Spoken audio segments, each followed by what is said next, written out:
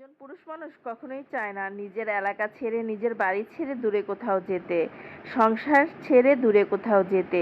কিন্তু কর্মক্ষেত্রে অনেক দূরে যেতে হয়, কিচ্ছু করার নাই। আমার স্বামী ঢাকাতে চাকরি করত, সেখানের চাকরিটা অনেকে মিলে তার চাকরিটাকে খেয়ে দিয়েছে, মানে চাকরিটা ছেড়ে দিতে হয়েছে। শত্রু যখন পিছনে বাজে তখন কোনো কিছু দিয়েই আটকিয়ে রাখা যায় না। যাক, আল্লাহ পাক ভাগ্যে রাখে নাই, এটাই হচ্ছে সবচেয়ে বড় কথা। তার ভাগ্যে ছিল, রিজিক ছিল সিলেটে, সিলেটে চাকরি হয়েছিল। আমরা সবাই সেখানে গিয়েছিলাম। আর সেখানে এত সুন্দর সুন্দর জায়গা, আল্লাহ পাক যে কত সুন্দর সুন্দর জিনিস পৃথিবীতে সৃষ্টি করে দিয়েছে তা না দেখলে কেউ কল্পনা করতে পারে না। আমরা যেই বাড়িতে থাকতাম ওই বাড়ির পিছনের সাইড, ওইখানে পাহাড় অনেক বেশি, তার কারণে পাহাড়ের ওপরে সব ঘর। আমার রান্নাঘরের জানলার কাছে এই সুন্দর সুন্দর পাতাগুলো ছিল।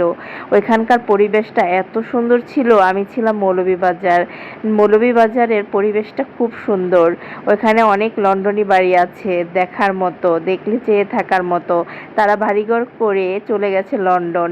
আর ওইখানে সিলেট শ্রীমঙ্গল একটা দেখার মতো জায়গা। এই যে দেখেন, শ্রীমঙ্গলে আমি চলে এসেছি চা বাগানে। অনেক সুন্দর সুন্দর চা বাগান আর বিশাল বড় বড় চা বাগান। এক একটা চা বাগান দেখলে মনটা জুড়িয়ে যায়। চা বাগানের ভিতরে যখন চা পাতা উঠায় তখন ওই দৃশ্যটা দেখলে কিন্তু মনটা জুড়িয়ে যায়, অনেক ভালো লাগে। আর এখান থেকে সব পাতা নেবে না, শুধু ওপরের কচি দুইটা পাতা নেয়। আর ওনারা অনেক কষ্ট করে এই চা পাতাগুলো উঠায়। যেই মহিলারা এই চা পাতাগুলো উঠায় সারাদিনে দেখা যায় তারা 100-150 টাকা ইনকাম করতে পারে, কিন্তু সারাদিন তাদের অনেক পরিশ্রম হয়। আমি এখন বাসায় চলে যাব। এই যে রাস্তাতে একটু ভিডিও করে নিলাম আপনাদের দেখানোর জন্য। এই যে দেখেন, আরেকটা চা বাগান সামনে পড়েছে। তো আমরা ক্যামেলিয়া লেকে নেমেছিলাম, ওইখানে আবার এই চা বাগানটা। কেমন লাগলো ভিডিওটা?